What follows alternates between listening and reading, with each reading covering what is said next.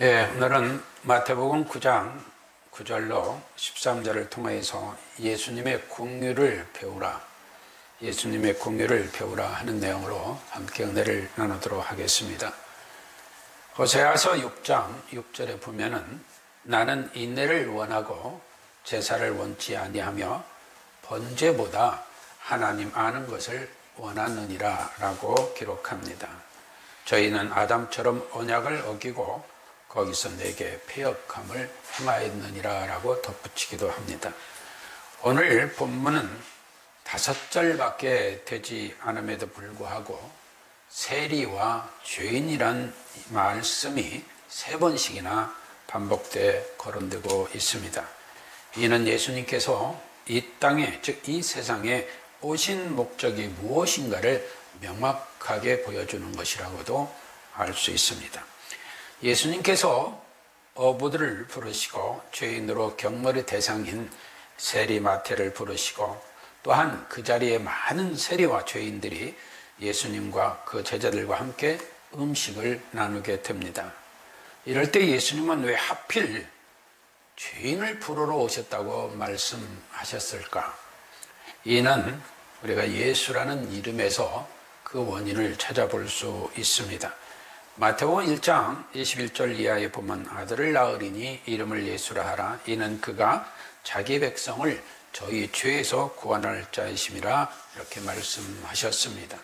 따라서 우리가 예수님의 긍휼을 배우려면 예수님을 쫓는, 즉 항상 예수님을 따르는 생을 살아가야 될 줄로 압니다. 오늘 9절에 보면 예수께서 거기서 떠나 지나가시다가 마태라 하는 사람이 세관에 앉은 것을 보시고 이르시되 나를 쫓으라 하시니 일어나 쫓았다고 하였습니다. 그런가 하면 마가복음 2장 13절로 14절 이하에서는 알페오의 아들 레위가 세관에 앉아 있는 것을 보시고, 마태복음은 마태로 기록되어 있습니다마는 그가 누구냐? 알페오의 아들 레위다, 이렇게 마가복음은 기록하고 있습니다. 그래서 그에게 나를 쫓으라 하였다 하였고, 누가복음 5장 27절 이하에서는 그 후에 나가서 레위라 하는 세리가 세관에 앉은 것을 보시고 나를 쫓으라 하시니 저가 모든 것을 버리고 일어나 쫓으니라 했습니다. 사람들에게 비난을 받으면서도 일신상의 부귀 영화만을 추구하던 세리 마태, 예수님의 부르심에 자신의 모든 육신적 만족을 추구하던 모든 것을 버리고 예수님을 쫓았다는 것입니다. 그리고는 예수님을 자신의 집에 모셔서 극진히 대접하였다고 10절은 기록합니다. 이 자리에 다른 세리, 즉 동료들도 함께 했음을 보게 됩니다. 유사한 내용이 누가복음 5장 1절로 11절에서 보면은 예수님께서 게네사렛 호숫가에서 예수께서 시몬의 배에 오르시어서 깊은 데로 가서 그물을 내려 고기를 잡으라라고 했습니다. 시몬이 대답하여 가로되 선생이여 우리들이 밤이 맞도록 수고를 하였으되 얻은 것이 없지만은 말씀에 의지하여 내가 그물을 내리리다 하고, 그리한즉 고기를 애우는 것이 심히 많아 그물이 찢어지는지라 이에 다른 배에 있는 동물을 손짓하여 와서 도와달라 하니 2배 가득 채워져서 배가 잠길 정도가 되었다고 합니다. 그런데 11절 이하에 보면은 그런 상황 속에서 배들을 육지에 대고, 그러니까 2배에 가득 채워진 그 만선의 고기들도 다 육지에 대고, 그러면서 뒤에 모든 것을 버려두고 예수님을 쫓으니라 했습니다. 다시 말하면 어부였던 예수님의 제자들도 그 만선을 이루었던 그 배들까지도 다 육지에 대어두고 모든 것을 버려두고, 그러니까 자신들의 육신적인 만족, 재물의 충족을 채울 수 있는 것까지도 다 버려두고 예수님을 쫓았다라고 기록합니다. 그런가 하면 마가복음 1장 19절로 20절은 조금 더 가시다가 세베대의 아들 야고보와 그 형제 요한을 보시니 저희도 배에 있어 그물을 깁는데 부르시니 그 아비 세베대를 사꾼들과 함께 배에 버려두고 예수를 따라가니라 했습니다. 이상에서 보는 바와 같이 우리는 제자들이 생업과 삶의 가치로 여겼던 모든 것들을 버리고 예수님을 따랐다는 공통점이 있다는 사실입니다. 그런데 예수님께서는 한 발 더 나아가셔서 무슨 말씀을 하시느냐? 마태복음 16장 24절에 보면 예수께서 제자들에게 이르시되 아무든지 나를 따라오려거든 자기를 부인하고 자기 십자가를 지고 나를 쫓을 것이니라 말씀하셨습니다. 오늘날 예수님을 믿는 성도인 우리들에게 시사하는 바가 매우 크지 않나 생각합니다. 그러면은 예수님의 공의를 배우려면은 또한 예수님을 쫓을 뿐 아니라 순간이라도 어떤 상황 속에서도 예수님을 비방해서는 안 됩니다. 누가복음 19장 1절로 10절에 보면 예수께서 여리고로 들어가 지나가시다가 삭개오라는 사람을 만나게 됩니다. 이 삭개오도 세리장이요 부자였다고 했습니다. 이때 이 삭개오가 이제 예수님을 보려고 이렇게 나무 위에 올라가 뽕나무 위에 올라가 있을 때 예수님께서 그를 보시고 삭개오야 속히 내려오라 하고 말씀하시죠. 그러면서 내가 오늘 내 집에 유하여야 하겠다 하십니다. 이때 삭개오, 즉 세리장 삭개오는 급히 내려와 즐거워하며 영접했다고 그랬습니다. 즐거워하며 영접합니다. 그러니까 뭇사람들이 보고 수군거려 가로되 저가 죄인의 집에 유하러 들어갔도다 합니다. 삭개오가 서서 주께 여짜오되 주여 보시옵소서 내 소유의 절반을 가난한 자들에게 주겠사오며 만일 네 것을 토색한 일이 있으면 4배나 갚겠나이다 합니다. 예수께서 이르시되 오늘 구원이 이 집에 이르렀으니 이 사람도 아브라함의 자손이미로다. 아브라함의 자손이미로다. 인자에 온 것은 잃어버린 자를 찾아 구원하려 함이니라. 인자에 온 것은 잃어버린 자를 찾아 구원하려 함이라 했습니다. 본문 마태복음 9장 10절로 11절에서 본 바와 같이 예수께서 마태의 집에서 음식을 먹을 때 많은 세리들과 죄인들이 와서 예수님과 제자들이 함께 음식을 나눴잖아요. 이때 바리새인들은 그 상황을 보고 예수님을 비방합니다. 어찌하여 너희 선생은 세리와 죄인들과 함께 잡수시느냐라고 말입니다. 이를 누가복음 5장 29절 이하에서는 레위가 예수를 위하여 자기 집에서 큰 잔치를 하니, 그러니까 세리마태 즉 레위가 예수님을 자기 집으로 모셔서 큰 잔치를 배설했다는 겁니다. 그러니까 다른 세리와 다른 사람들이 많이 앉아 있을 때 바리새인들과 저희 서기관들이 가로되 너희가 어찌하여 세리와 죄인과 함께 먹고 마시느냐라고 비방하게 됩니다. 또한 누가복음 15장 1절로 31절 이하에서 1절 이하에 본 모든 세리와 죄인들이 말씀을 들으러 가까이 나오니 바리새인과 서기관들이 원망하여 가로되 이 사람이 죄인을 영접하고 음식을 같이 먹는다 하더라.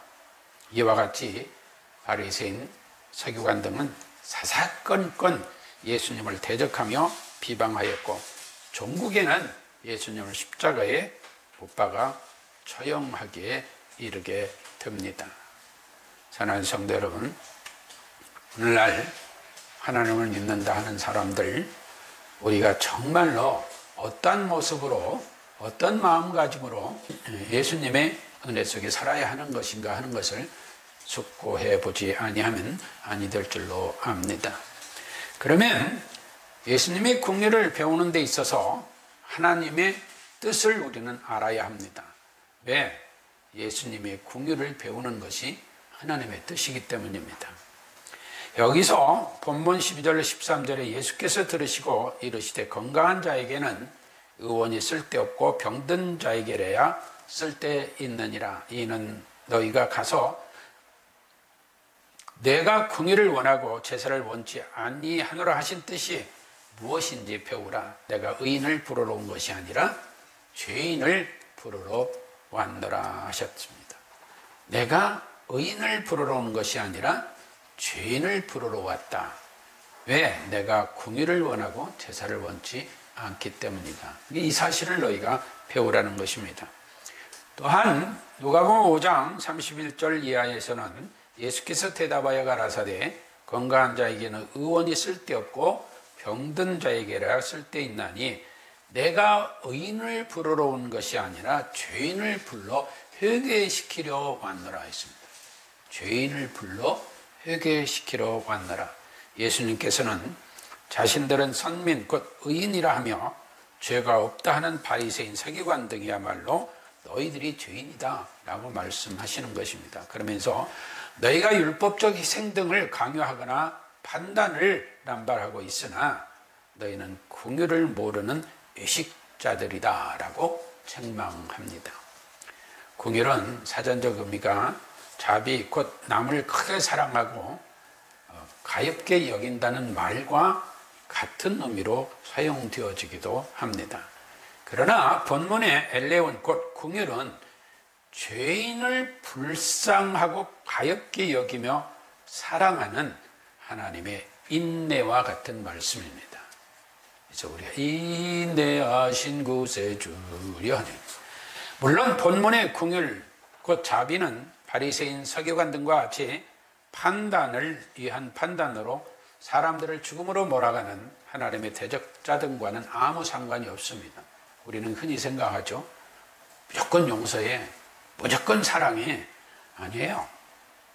하나님을 대적하고 하나님 앞에 회개치 않는 자들, 그들까지도 무조건 용서하고 그들을 무조건 사랑하고 이런 역량은 우리에게 없습니다. 물론 하나님의 은혜가 임하면 그리할 수도 있지만 하나님의 은혜가 우리에게 임하여 그런 사랑을 할 수 있는 것은 그들이 곧 회개할 수 있는 대상이 될 수 있다는 것이 전제되어지는 겁니다. 그럴 때 그런 거지, 모든 악행을 저지르고 모든 포악을 저지르고 하나님을 대적하고 교회를 교란시키고 성도들을 미혹하는 이런 자들에게 무조건 용서하고 사랑하라, 그건 긍휼이 아닙니다. 예수님께서 말씀하시는 긍휼은 그가 죄된 자를 깨닫게 하여 회개하고 하나님의 자녀가 되는 게 하는데 목적이 있다는 그 의미를 말씀하고 있는 것입니다. 그러므로 회개하라는 말씀대로 그 죄를 깨닫고 회개하는 자들에게 긍휼의 은혜가 있다는 사실을 우리는 알아야 합니다. 곧 긍휼은 죄인됨을 인정하는 자들에게 해당된다는 거예요. 나 죄 없어, 내가 무슨 죄이냐 하는 바리새인과 서기관 등 그들과는 긍휼과는 아무 상관이 없습니다. 그래서 예수님은 제자들에게도 말씀하시는 것이 너희가 바로 그러한 긍휼을 배워라 하는 거예요. 그러한 긍휼을 배워라. 왜? 내가 의인을 부르러 온 것이 아니라 죄인을 부르러 왔다. 저들과 같이 나는 죄 없어, 내가 의인이야, 난 병든 자가 아니야, 그런 사람들 구원하러 온 게 아니야. 나이는 죄인입니다, 나는 병든 자입니다, 나를 구원하소서 하는 자들을 구원하러 왔다는 거죠. 그런 자들이 어떻게 그런 마음을 가지게 되느냐? 하나님의 선택된 백성들은 그런 은혜가 임하게 된다는 사실입니다. 그러나 바리새인 서기관 등 너희는 아니야 라고 말씀하는 겁니다. 세리마태는 예수님께서 부르셨을 때 모든 관직 등을 다 버리고 예수님을 쫓았습니다. 오늘날도 우리 사회를 보십시오. 무엇이 정의고 무엇이 진실이고 무엇이 옳고 무엇이 그런지 몰라요. 나의 탐욕과 나의 욕망이 충족되어진다면 진실도 왜곡하고 정의도 뒤집어 버려요. 그리고 내가 예수 믿는다고 해요. 그 예수 믿는 사람 아니에요. 거짓말이에요. 바리새인이나 서기관들과 같이 의식자들과 똑같은 거예요. 그러니까 우리는 주위에서 우리 자신을 살펴봐야 돼요. 나는 과연 예수님이 부르셨기에 내가 모든 탐욕, 모든 욕망을 버리고 예수님을 지금 쫓고 있는가? 여기에 내가 함부로 남을 판단하고 하고 있지는 않는가? 그러나 바리새인 등은 하나님께 제사를 드리기만 하면 의인인 줄 알고 타인을 죄된 자들이라고 경멸하며 판단해 왔습니다. 그러므로 예수님께서는 정작 바리새인 등 너희야말로 남의 눈에 티는 판단하면서도 자신들의 들보는 보지 못하는 죄인이다라는 말씀을 하고 계시는 것입니다. 그러면 예수님은 왜 죄인을 부르시는가? 로마서 3장 10절 이하에 기록된 바 의인은 없나니 하나도 없으며 깨닫는 자도 없고 하나님을 찾는 자도 없고 다 치우쳐 한 가지로 무익하게 되고 선을 행하는 자 없나니 하나도 없다라고 합니다. 다시 말하면 이 세상에 누구도 의인은 없다. 선을 행하는 자도 없다 이 말이에요. 죄인은 하나님 나라의 백성이 절대로 될 수 없습니다. 그러므로 인자로 오시어 선택받은 자기 백성이 죄를 위해 십자가에 죽으시고 부활 승천하신 우리 주 예수 그리스도의 은혜 가운데 자신이 죄인임을 고백하고 회개하고 예수 믿고 새로운 삶에 들어서는 그러한 자들이 바로 하나님의 백성이요, 하나님의 사랑을 받는 자들이요, 하나님의 은혜 가운데 거하는 예수님께 궁의를 배운 자들이라고 할 수가 있겠습니다. 그러므로 예수께서 들으시고 저에게 이르시되 건강한 자에게는 의원이 쓸데없고 병든 자에게만 쓸데있느니라. 내가 의인을 부르러 온 것이 아니요 죄인을 부르러 왔노라 하시는 것은 저들 곧 바리새인 등이 의인이라는 것이 아니라 죄인임에도 죄가 없다 하며 의인을 자처하는 너희야말로 치명적인 죄인이라고 책망하시는 것입니다. 그러나 예수님을 영접하는 자는 하나님의 자녀가 되는 권세를 누리게 됩니다. 하나님의 자녀됨이야말로 그 무엇보다 비교할 수 없는 가장 큰 은혜인 줄로 압니다. 그러면 우리는 죄의 노예에서 해방시켜 주시고 예수 그리스도 안에서 새로운 삶을 살아가게 하는 은혜에 감사해야 될 줄로 믿습니다. 그러면 우리는 왜 예수님께 긍휼을 배워야 하는가 하는 겁니다. 그 이유를 성경은 기록하고 있습니다. 신명기 4장 10절에 보면은 나 경외함을 배우게 하며 그 자녀에게 가르치게 하려고 하노라 하신다고 여호와 하나님이 말씀하셨다고 했습니다.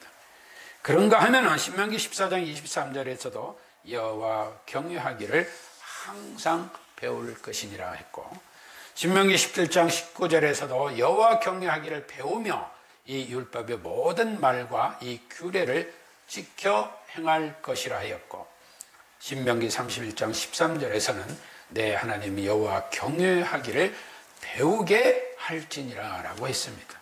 그런가 하면 미가서 6장 6절로 8절 이하에 보면은 8절 보게 되겠습니다. 여호와께서 내게 구하시는 것이 오직 공의를 행하며 인자를 사랑하며 겸손히 내 하나님과 함께 행하는 것이 아니냐라고 기록합니다. 또한 시편 기자는 51편 16절에서 주는 제사를 즐겨 아니하시나니 그렇지 않으면 내가 드렸을 것이라. 주는 번제를 기뻐 아니하시나이다. 하나님의 구하시는 제사는 상한 심령이라. 상한 심령이라. 하나님이여 상하고 통회하는 마음을 주께서 멸시치 아니하시리다 라고 기록합니다. 그러면 예수님께서는 어떻게 하는 것이 하나님을 경외한 것이라고 말씀하셨나요? 마태복음 25장 40절에 보면 내가 진실로 너에게 이르노니 여기 내 형제 중에 지극히 작은 자 하나가 한 것이 곧 내게 한 것이니라 말씀하셨고 45절에 가서 지극히 작은 자 하나에게 하지 아니한 것이 곧 내게 하지 아니한 것이니라고 말씀하셨습니다. 또한 마태복음 11장 19절에서는 나는 마음이 온유하고 겸손하니 나의 멍에를 메고 내게 배우라. 그러면 너희 마음이 쉼을 얻으리라 하였습니다. 그런 게 아마 마태복음 12장 6절에서는 내가 너에게 이르노니 성전보다 큰 이가 여기 있느니라. 나는 자비를 원하고 제사를 원치 아니하노라 하신 뜻을 너희가 알았다면 무죄한 자를 죄로 정치 아니하였으리라. 인자는 안식일의 주인이라고 말씀하시기도 하였습니다. 사랑하는 성도 여러분, 우리는 왜 예수님의 긍휼을 배워야 할까요? 그것은 예수님의 말씀과 행적이 곧 하나님의 뜻이기 때문입니다. 예수님의 말씀과 행적이 곧 하나님의 뜻이기 때문에. 잠언 21장 3절은 의와 공평을 행하는 것은 제사 드리는 것보다 여호와께서 기쁘게 여기시느니라 했습니다. 예수님께서 이 세상에 오시어 십자가를 지시고 부활 승천하신 목적이 무엇일까요? 예수님의 목적은 선택받은 백성을 죄로부터 구원하시고 하나님의 자녀로서 하나님 나라의 삶의 은혜를 누리게 하시는 데 있습니다. 그래서 히브리서 9장 28절은 이와 같이 그리스도 많은 사람의 죄를 담당하시려고 단번에 들이신 바 되셨고 구원에 이르게 하기 위하여 죄와 상관없이 자기를 바라는 자들에게 두 번째 나타났으리라. 즉 거룩하고도 영원한 하나님 나라로 우리를 데려가시기 위하여 재림하신다는 겁니다. 사도 바울은 디모데전서 1장 15절에서 믿보다 모든 사람이 받을 만한 이 말이요 그리스도께서 죄인을 구원하시려고 세상에 임하셨다 하였도다. 죄인 중에 내가 괴순이라 라고 했습니다. 그러나 바리새인과 서기관 등은 메시아를 대마하면서도 자신들이 죄인이라는 사실을 인정하고 싶지 않았습니다. 그러므로 메시아고 그리스도를 알지도 못했기에 예수님을 비방하고 결국에는 죽이기까지 하였습니다. 그러나 우리는 죄인임을 깨닫고 회개하는 은혜로 구원을 받은 자들입니다. 그러므로 우리는 예수님의 궁일의 은혜를 경험하면서 하나님 나라 백성의 삶을 누리고 있는 것입니다. 따라서 우리는 예수님의 부름을 받은 세리 마태 등과 같이 예수님의 궁휼하신 은혜로 새 생명의 삶을 누리게 되었음을 알고 예수 그리스도를 극진히 섬기는 은혜를 누려야 될 줄로 믿습니다.